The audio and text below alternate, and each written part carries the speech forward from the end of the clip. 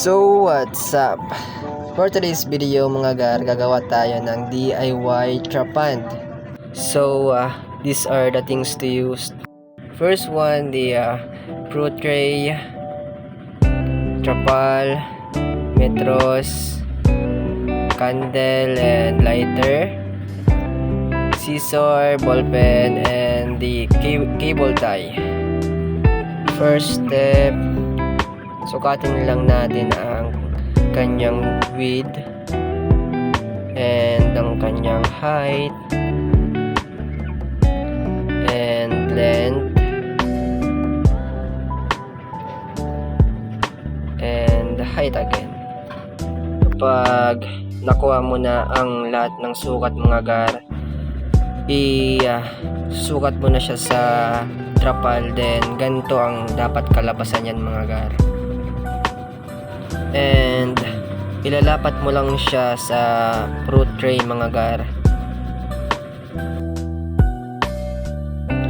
Then titiklopin mo lang siya mga gar paloob.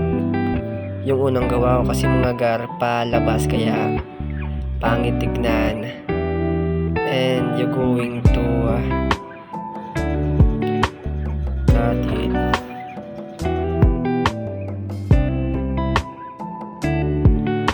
Then kung meron kayong pang solda mga gar, much better para less hassle sa paggawa mga gar. Then sa mga wala naman, pwede nyo rin itong itry o gayahin.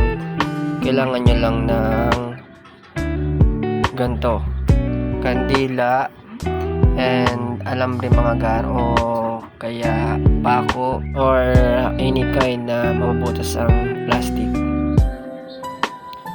Then pag nabutasan mo na gar, lalagyan lang natin ang cable tie and bubutasan mo lang ang bawat kanto mga gar, then lalagyan ng cable tie. Then ito ang kanyang resulta.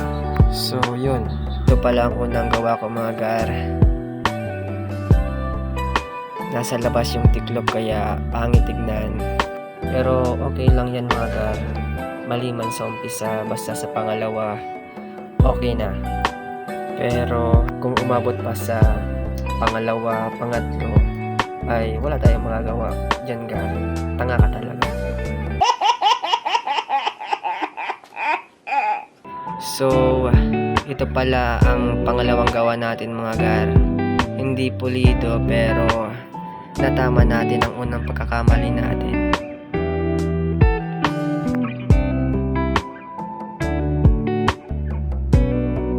So yun, second floor ko na palang ating DIY trapand.